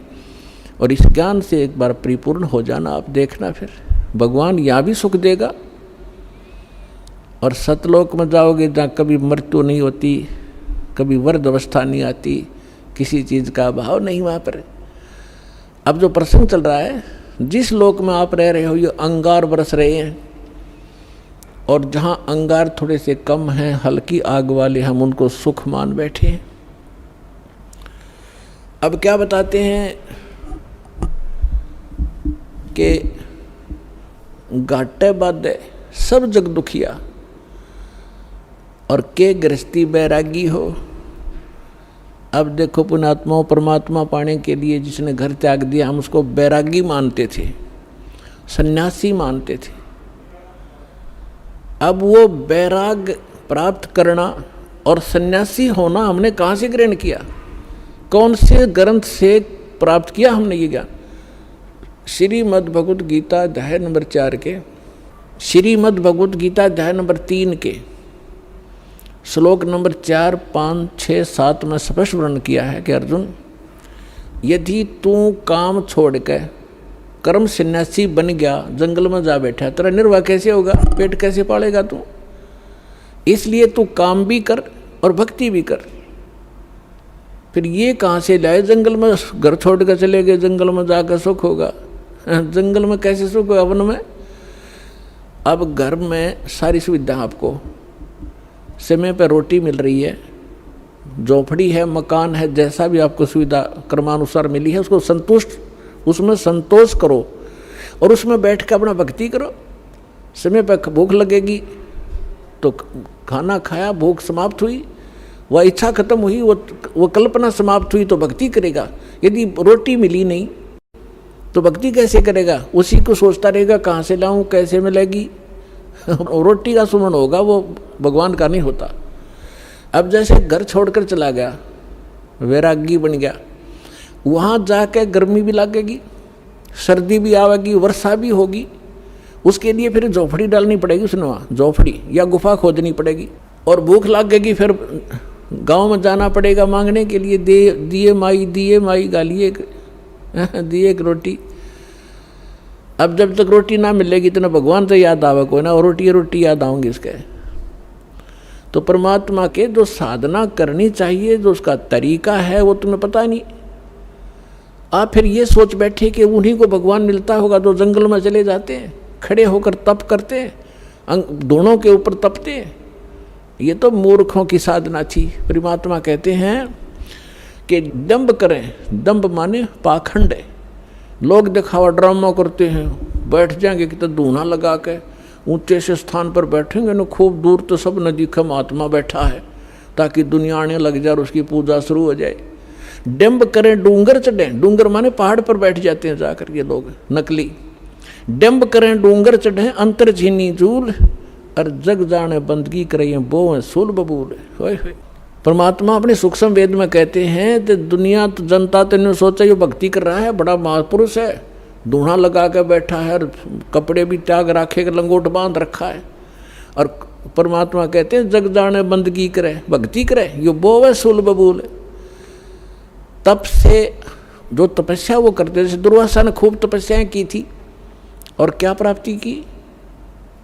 अंगारे भर दिए अपने अंदर, तोब, ये बकवाद सिद्धि की, वचन से किसी का नाश कर देना। अब दुर्वासा जी ने श्राप दे दिया बेमतलब बकवास का। अब उसने उसके बैड अकाउंट में लिख दिए, वो 56 करोड़ मानस व्यक्ति उसने मार दिए वचन से, और वो उसके बैड अकाउंट में लिखे जाएंगे। जब ये कुत्ते की योनि में होगा दुर्वासा, इसके सिर में कीड़े पड़ेंगे, वो 56 करोड़ आत्माएं इसको खा रही होंगी। तुमने उस दरगाह का मैल नहीं देखा और धर्मराज के तिल तिल का लेखा। तीनों यहाँ बता रहे हैं जग जाने बंदगी करे। परमात्मा कहते हैं ये बोवे सूल बबूल, इन्हें तो काटे बोली अपने भविष्य में, सिद्धि पा के किसी को बेनिफिट दे दिया, किसी को हानि दे दी, दोनों अपनी भक्ति क्षीण करी, उधर से पाप इकट्ठे कर लिए। अब क्या बताना चाहते हैं परमात्मा कि घाटे बात सब जग दुखिया। जैसे किसी को हानि होगी व्यवसाय के अंदर तो दुखी, स्वाभाविक दुखी है, तो होगा, दुखी होगा। और जिसके घना बेनिफिट हो गया, जैसे किसी का 1 लाख का लाभ हो गया व्यवसाय में, वो 5 लाख का काम शुरू करेगा और 4 लाख लेगा कर्ज, फिर उसमें हो जा नुकसान, फिर वो वो कर्ज जो ले लिया नुकसान भी ना होया, काम चल पड़ा, कुछ दिन में वो मांगने वाले शुरू हो जाएंगे आने, उसने नींद आवे नहीं, कभी फैक्ट्री में हड़ताल होगी, कभी कुछ हो गया, वह समस्या हो रहेगी। कहते हैं यहाँ हानि हो जा तो दुखी और लाभ हो गया तो दुखी, घाटे बाद सब दुख दुखिया और के गृहस्थी बैरागी हो। अब बैरागी बनकर जंगल में जा बैठा, वहाँ भूख लगी, समस्या आई, गर्मी और सर्दी वर्षा, ओले पड़े सिर में, फोड़ दे सिर ने, उसके लिए झोंपड़ी डाली, फिर बर्तन भी लाया तो इधर से मांग के, फिर वो सांग जोड़ दिया जो छोड़ के गया था घर से, क्या फ़ायदा है वहाँ जंगल में बैठने का। घर में समय पर टूक मिल रहा है, रोटी मिल रही है, खाओ और भजन करो, अपना काम भी करो, निर्वाह भी करो। तो ये वास्तविक तरीका यही था। इन नकलियों को देखकर हम सच्चाई हमें प्राप्त नहीं थी, हम भी ये सोचते रहे कि इन्हीं को भगवान मिलेगा, फिर भी हम छोटी मोटी अपनी राहत के लिए भगवान को याद करते रहते थे। वो भी तरीका ठीक नहीं था।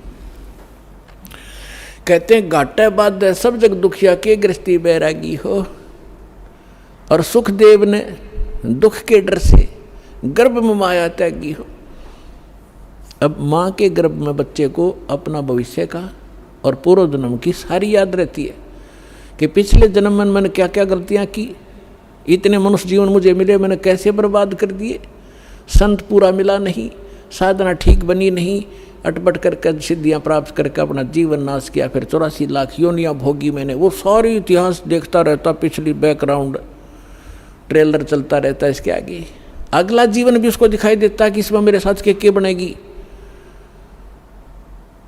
तो ये सोचता है कि हे भगवान अब के इस नरक से निकाल दाता, पीछे गलती हुई सो हुई, अब के गलती नहीं करूँगा, परम संत को खोजूंगा, केवल भक्ति करूँगा, आपकी याद करूँगा, पीछा छुटवाऊँगा, जन्म मरण का रोग कटवाऊँगा और केवल अपना छोटा निर्वाह के लिए अपना सिंपल वे से रहूँगा और निर्वाह के लिए काम भी करूँगा, लेकिन भक्ति अवश्य करूँगा, मूल उद्देश्य जानकर करूँगा, मुझे एक बार निकाल दो बात था। तो इसी बात को याद करके सुखदेव ऋषि जी ने 12 वर्ष तक गर्भ से बाहर नहीं आए। फिर ब्रह्मा विष्णु महेश यहाँ के व्यवस्थक हैं, इनको चिंता बनी, काल ने इनको प्रेरणा की, अंडरग्राउंड रिमोट उसके हाथ में है। इन्होंने मीटिंग की कि भी एक सुखदेव नाम के एक ऋषि हैं, एक बच्चा है गर्भ से बाहर नहीं आ रहा है, 12 वर्ष हो गए, ऐसे अगर ये मर्यादा हमारी खराब होगी तो बहनें 12-12 वर्ष तक बच्चों को गर्भ में रखने लगेंगी तो माँ दुखी हो जाएंगी। बच्चा तो 9 महीने मुश्किल से हो जाता है इन बहनों को, माताओं को गर्भ में रखना।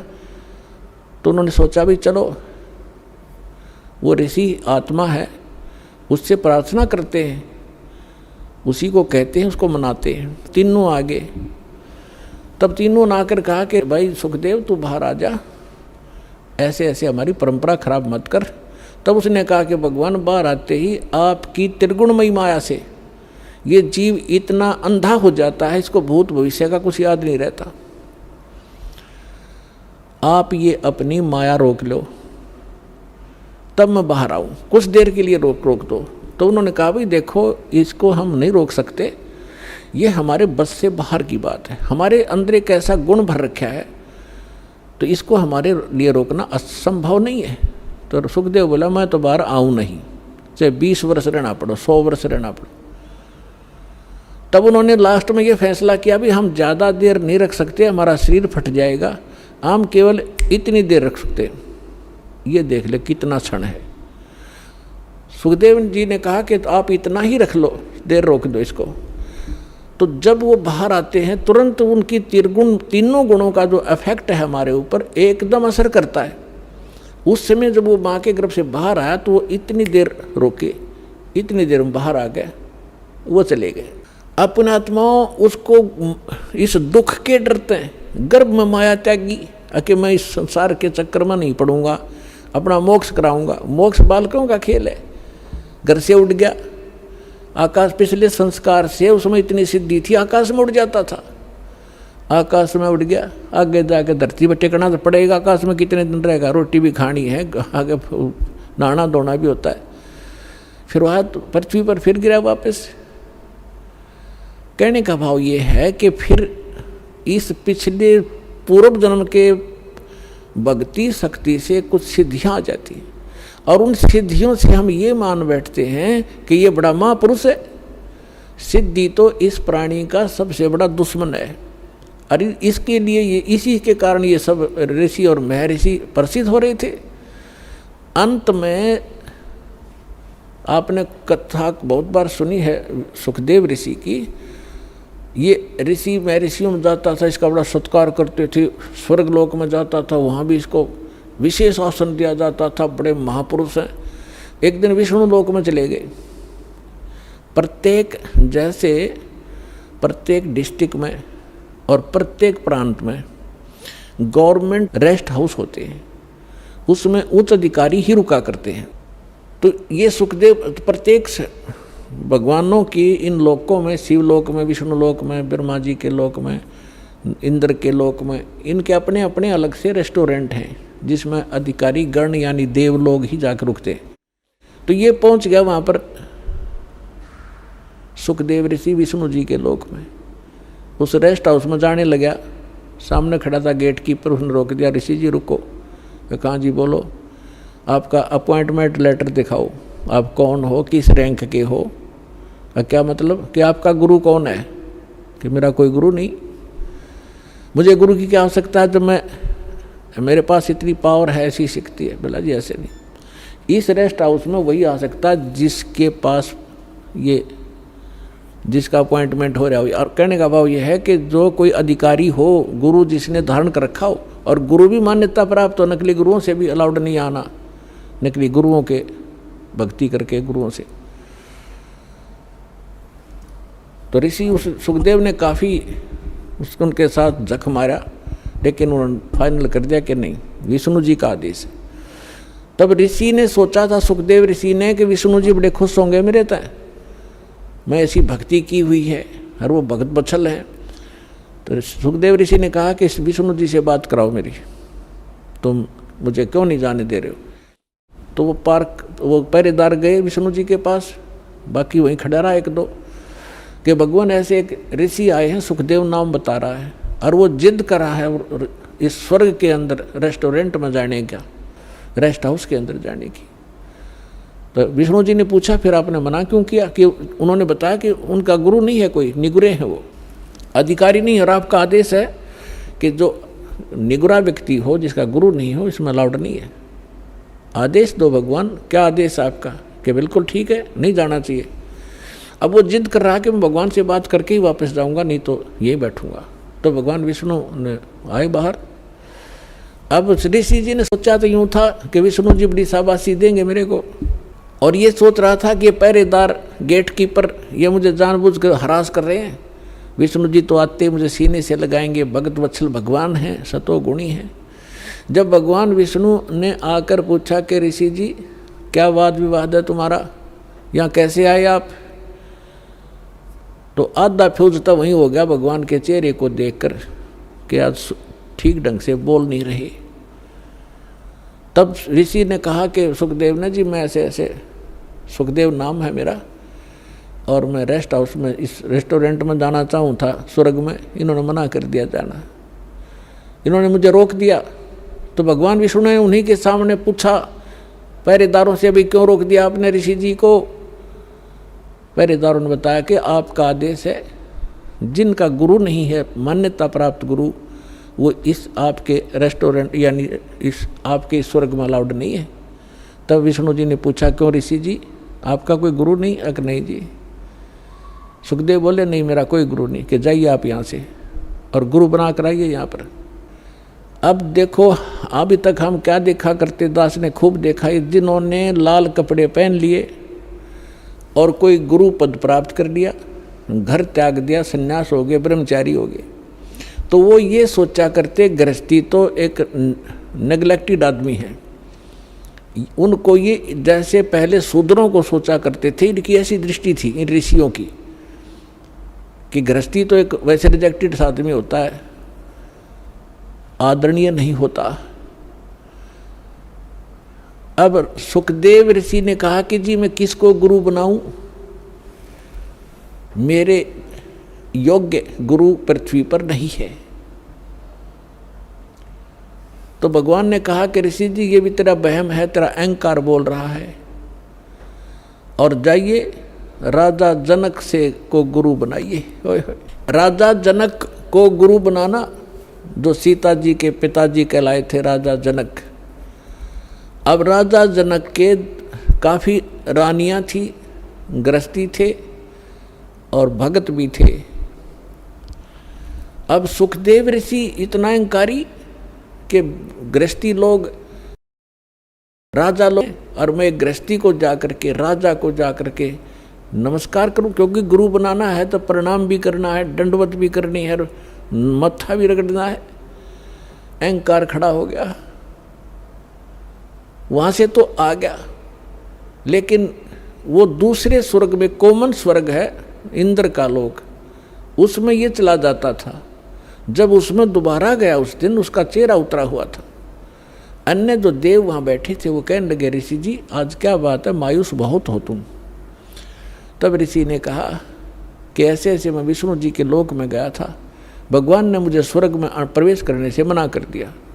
तो जितने भी वहाँ बुद्धिमान भगत संत महात्मा बैठे थे, ऋषि और देव, वो कहने लगे ये बात दची नहीं, सुखदेव आपकी बात हमारे गले नहीं उतर रही कि भगवान विष्णु और आपको ऐसे अनादर किया आपका, नहीं कोई बात बता, गलती क्या है। तब उसने बताया कि भगवान ने कहा कि तू गुरु नहीं बना रखा, इसलिए आप यहाँ रहने के अधिकारी नहीं हो। तब उन महापुरुषों ने जो वहाँ बैठे थे बुद्धिमान, उन्होंने कहा कि सुखदेव आपका कोई गुरु नहीं है? कि नहीं मेरा कोई गुरु नहीं है, धिक्कार है तेरे जन्म को। सभी ने एक स्वर में बोला जो बुद्धिमान होते, क्या करेगा तू इस मिट्टी का, ये बैटरी तार दे तेरी, कुछ दिनों में ख़त्म हो जाएंगी ये सब सिद्धियाँ, और कीड़े मकोड़े की पशुओं की योनि में जाएगा, गधा बनेगा, गुरु धारण करना पड़ेगा। और फिर दूसरा भगवान ने कह दिया, फिर अग्रम अग्रम कैसी भले आदमी, जब भगवान विष्णु ने कह दिया उसकी, तो उसी को तुम भगवान मानते हो, तो उसी ने कह दिया गुरु बना, और फिर भी तेरे अंदर ये अगर मगर है तो काहे का तू ऋषि है। तब वहाँ क्या कहता है वो भाई, राजा जनक गृहस्थी भाई, कैसे शीस निभाऊं जाई।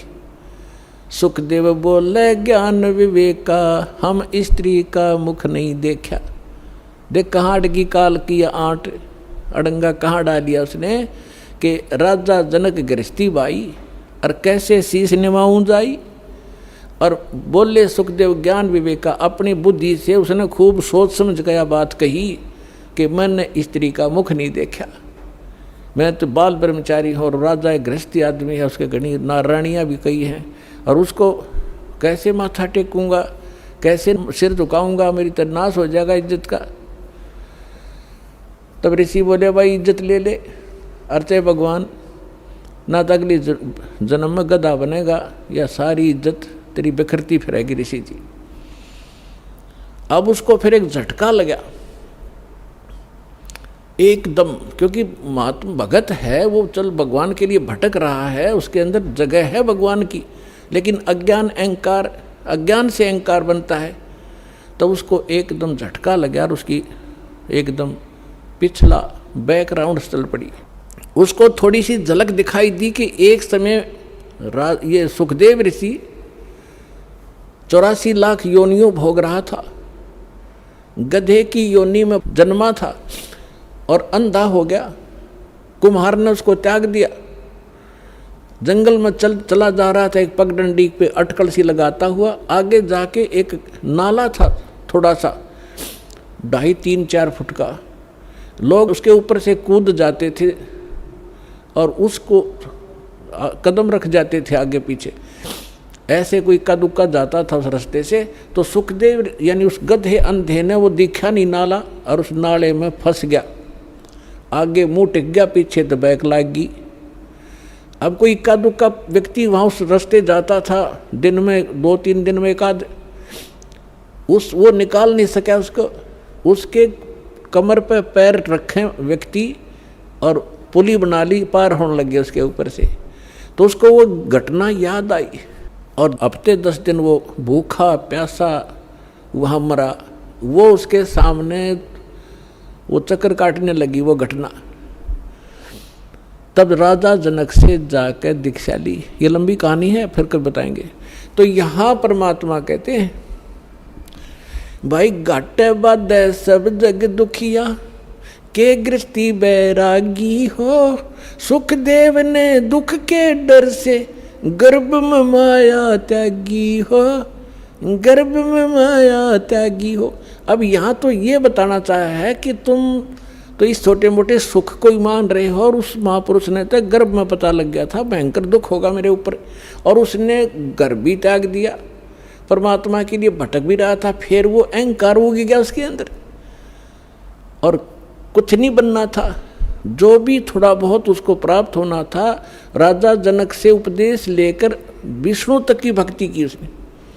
अब क्या बताते हैं परमात्मा कि इन साधनाओं से और इनके ज्ञान से आपको पता भी लग गया, तो समाधान कंप्लीट ना होने से फिर दुख ज्यों का त्यों। और जो हम साधना बताने जा रहे हैं, इसके करने से ये रोग कटेगा, सदा के लिए सुख होगा। सुखदेव ने 84 भुगती बना पजावे खरवो, तेरी क्या बुनियाद परणी तू पेंडा पंथ पकड़वो। क्या बताना चाहते हैं भगवान कि सुखदेव ऋषि ने 84 भुगती, 83 लाख योनियों में कष्ट उठाए ऐसे महापुरुष ने, और बना पुजावे खरवो, खर माने गधा, पुजाओ माने कुम्हार के उस सिस्टम पर। और तेरी क्या बुनियाद प्राणी तू पेंडा पंथ पकड़वो, कि अब तेरा क्या औकात है। जब इसे ऋषियाँ की विरन मट्टी हुई साधना के करने से, अब हम जो पेंडा मार्ग पंथ, जो वे ऑफ वर्शिप, पूजा का मार्ग तुझे बता रहे हैं, इसको ग्रहण करो, इससे लाभ होगा।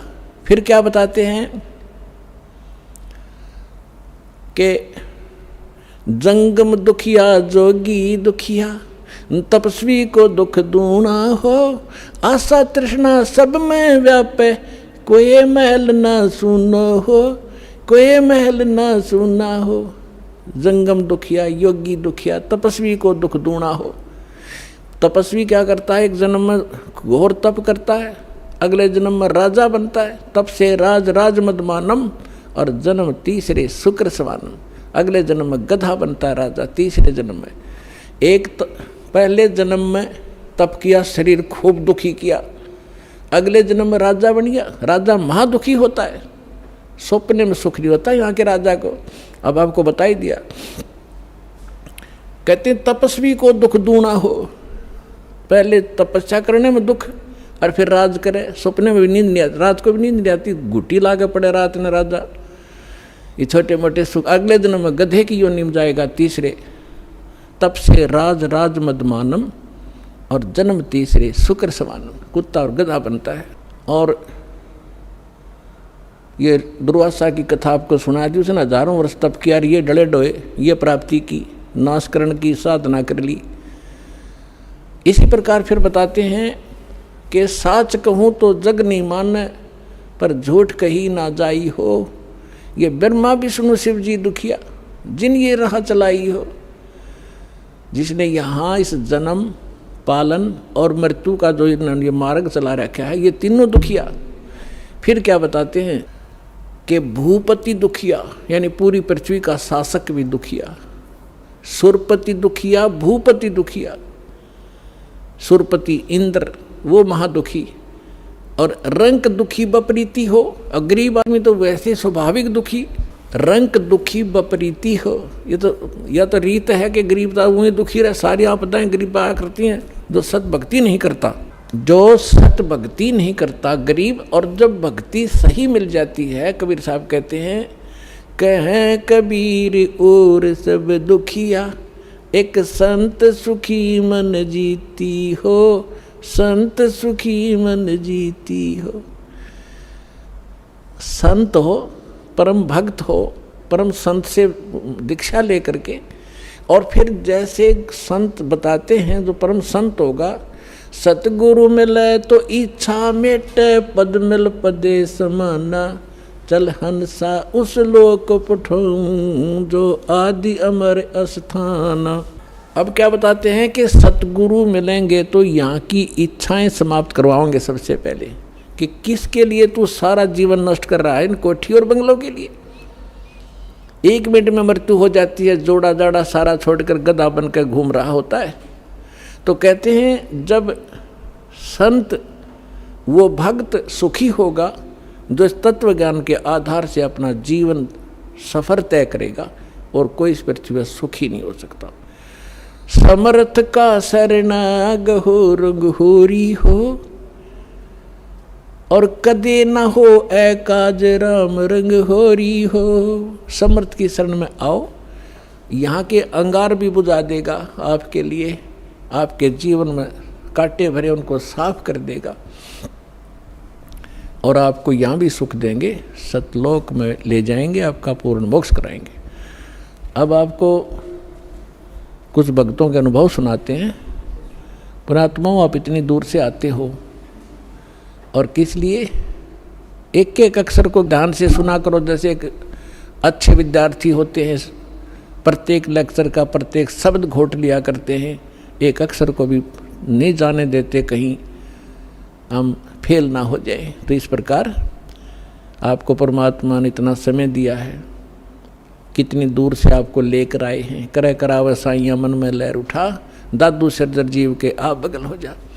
भगवान ही आपको लाता है, आपको प्रेरणा करता है, आपके 100 कामों को सेट कराता है, तब आपको यहाँ ला पाता नहीं। काल आन नहीं दे आपको, ना जाने कहाँ धक्के खुआवा सारा दिन, और मृत्यु को प्राप्त हो जाए उसे डले ढो ढो के। ये मालिक की मेहर आपके ऊपर, आपको परमात्मा यहाँ लाते हैं, अपनी अमर कथा सुनने का थोड़ा सा समय निकलवाते हैं। इसको ध्यान से सुना करो। सत साई।